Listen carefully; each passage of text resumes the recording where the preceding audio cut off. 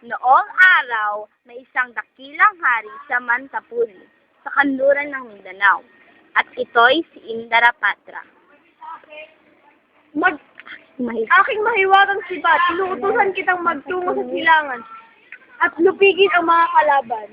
At matapos magbigyang dasal si Hinagod, ay agad itong hinagis ng malakas at napadpad sa bundok Matunton. Tungo pabalik si Hinagod sa Indarapatra. Nakasisindak ang mga pangyayari sa Maguindanao, aking Panginoon. Ano yun, Hinagod? Hirap na hirap ang mga taga Maguindanao at isa-isa silang nilalamon ng mga mapagsamantalang mga halimaw. Sino-sino ang mga halimaw na yon? Sino? Nangunguna na rito si Kuritang, ang halimo na maraming paa at ganid na hayop, sapagkat ang pagkaing laan sa 5 tao ay kanyang nauubos. Ikalawa ay si Tarabusaw, na isang halimaw na mukhang taong nakakatakot pagmasdan. Ang sinumang tao ang kanyang mahuli ay kanyang kinakain. Ikatlo ay si Pa, isang ibong malaki, at ang huli ay si Balbal na 7 ulong, may matatalas ito ng mga mata. Kaya ang mga tao rito ay sa kuweba na naninirahan. Kaginbal-gimbal ang sinapit ng aking mga nasasakupan. Kailangan nila ang tulong. Kailangan nilang makausap si Sulaiman upang tulungan ang mga taga Maguindanao. Kawal! Nais kong ipatawag ang aking kapatid na si Sulaiman sa lalong madaling panahon. Kinabukasan, Binabasbasan kita, aking kapatid, upang lupigin ang mga kalaban at tulungan ang mga taga Maguindanao. Ito ang aking mahiwagang singsing at jarupahal na aking mahiwagang krus. Makakatulong iyan sa labang iyong kaharapin. Ang halaman na nasa bintana ang magiging senyales kung ikaw ay patay o buhay pa. Igo.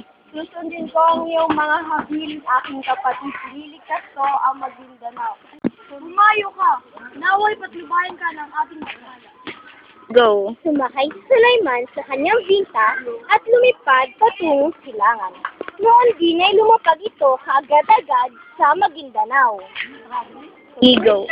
At dito ka! Yan ang nababagi sa iyo! Pagkatapos, Aba, mukhang may masarap na hapunan ako. Lisanin mo na ang lugar na ito.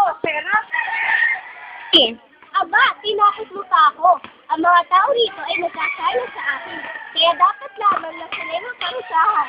Yan ang nararapat sa iyo. Balot na balot ng mga naagnas na bangkay rito at madilim pa. sinong lapastangang nasa teritoryo ko ngayon? Ako si Sulaiman at nandito ako upang ikay lupigin at apihin. Nasaan ka? Magpakita ka! Nagpapatawa ka ba? Tagapagtanggol? Tumingin ka sa iyong taas at makikita mo kung sino ako. Baka manginig ka. Tama na ang satsat! Ito ang nararapat sa iyo! Ah! Hindi! Ah! Naku, ang halaman, namatay na. Kailangan na ng tulong ng mga tao sa Maguindanao at kailangan na ng tulong ng aking kapatid. Nagtungo siya agad-agad sa Maguindanao. Sulaiman, ano nangyari sa iyo? Oh, Panginoon, buhayin ninyo ang aking kapatid. Buhayin po ninyo si Sulaiman. Oh, Panginoon, tingin ninyo po ang aking panalangin. Aking kapatid, ako nga ito, Ako na, aking kapatid, ang tatalo sa mga halim. Hindi, Sulaiman. Ako, dahil mahina ka pa, kagaling mo lang sa sakit. Ngunit, humayo ka na, aking kapatid. Pamahalaan mo Si Sulaiman ang daan pauwi habang si Indarapatra naman ay tinahak ang daan patungo sa huling halimaw, si Balbal. Maligayang pagdating, lapastangan. Hindi ka mabubuhay rito dahil ngayon pa lang kakainin na kita. Matalas man ang iyong paningin, ngunit ang aking patalim ay matalas din. Kaya Hinagod, sugod!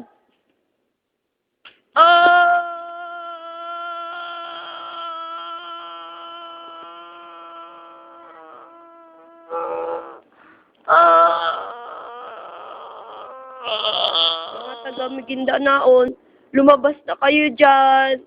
Wala nang halimaw. Magsilabas na kayo. Ha? Walang sumasagot ng aking mga tawag. Bakit walang lumalabas na mga tao? Dahil sa layo na nang narating ni Indarapatra, siya ay nagutom. Biglang, mangha iho ang iyong paraan ng pagluluto ng sinaing. Kanina pa po ba kayo dyan, Ale? Maaari ko bang hingin ang iyong sinaing, iho? Abay, oo naman po. Eto na po. Maraming salamat, iho. Tsaka nga pala, meron ditong isang prinsesang nadaan. Nagagawi siya dito sa gubat.